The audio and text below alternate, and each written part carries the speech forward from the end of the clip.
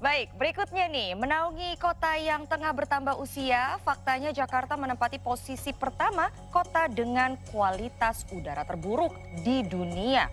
Kualitas udara Jakarta ini juga terkategori tak sehat, terutama untuk aktivitas di luar ruangan.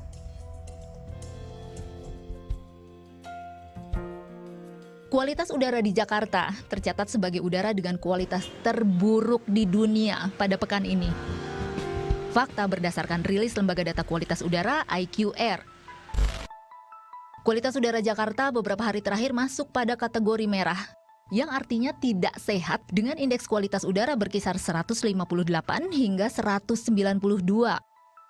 Kondisi ini dilaporkan mengandung konsentrasi PM 2,5. 27 kali lebih tinggi dari nilai pedoman kualitas udara tahunan Organisasi Kesehatan Dunia WHO. Menanggapi hal ini, pemerintah menilai hasil yang dilakukan pihak swasta ini berbeda dengan yang dilakukan pemerintah.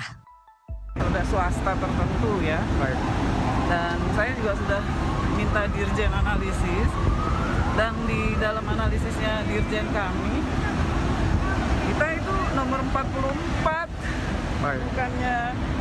bukannya nomor sekian itu gitu, tapi saya tetap monitor aja. Buat kita sebenarnya yang paling penting kan harus dijaga aja. Organisasi Lingkungan Walhi menanggapi terkait hasil survei ataupun metodologi, yang utama adalah peran seluruh pihak untuk memperbaiki kualitas udara kota. Kami di Walhi menyarankan bahwa kita sepakat nih, memang ada banyak cara untuk mengukur kualitas udara Jakarta, tetapi poinnya masyarakat merasakan bahwa kualitas udara di Jakarta dan sekitarnya itu hampir tidak pernah baik di sepanjang tahun. Bahkan ketika pandemi pun dia membaik hanya sedikit, tapi kemudian kembali kepada situasi normal dan cenderung terus memburuk setiap saat. Selasa petang, Jakarta sudah tidak lagi menjadi yang terburuk. Posisinya jadi peringkat kedua dengan nilai 162, disalip oleh Hanoi, Vietnam. Namun tetap saja, faktanya udara masih tidak sehat untuk berbagai aktivitas di luar ruang. Jadi ukuran partikel di udara itu mempunyai berbagai ukuran. Yang sangat penting karena ukurannya cukup halus, cukup kecil itu particulate matter PM 2,5. Jadi PM 2,5 itu 2,5 mikron. Nah ini yang sangat berbahaya kalau terhirup ke dalam sistem pernapasan ini karena cukup halus ya. Jadi bisa langsung terhirup ke dalam sistem pernapasan. Selain suhu udara yang rendah dengan tingkat kelembaban yang tinggi, tingginya tingkat emisi karbon menjadi penyebab buruknya udara di Jakarta. Beberapa hari terakhir ini kondisi kualitas udara di ibu kota di Jakarta agak sedikit buruk ya, dari indikasi warnanya itu kuning gitu ya, jadi itu ada agak memburuk. Nah ini tidak lepas dari penyebabnya, tidak lepas dari saat ini kita sudah mulai banyak pergerakan kendaraan.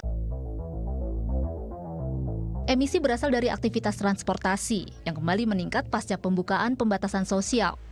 Selain itu juga berasal dari kawasan industri yang terakumulasi dan bergeser akibat pergerakan angin yang membuat polutan di Jakarta meningkat.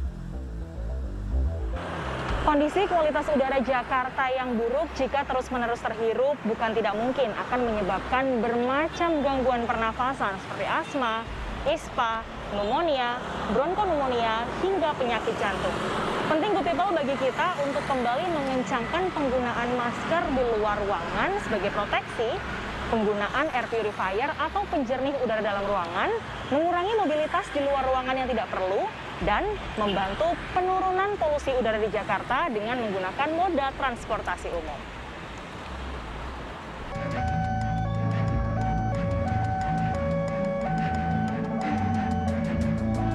Pemerintah Provinsi DKI Jakarta tidak menampik polusi udara masih menjadi pekerjaan rumah.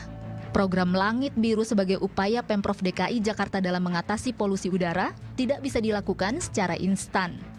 Begitu juga tentang polusi udara ya. Program Langit Biru itu memang tidak mudah, perlu waktu, itu tidak bisa sepihak, perlu ada pengurangan kendaraan, uji emisi dan sebagainya.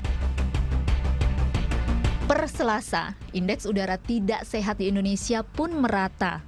Surabaya, Jawa Timur, dan Pasar Kemis, Jawa Barat bahkan melebihi nilai Jakarta dengan indeks di atas 160. Masih sering kita lihat kabut abu-abu menyelimuti langit ibu kota. Faktanya, udara bersih masih belum terpenuhi di Jakarta. Beragam faktor mulai dari kembali meningkatnya volume kendaraan, polusi udara lintas daerah, hingga permasalahan regulasi pengolahan polutan asap industri nyata masih jadi faktor tersendiri. Sebenarnya sih kita lebih butuh aksi daripada sekadar perdebatan metodologi.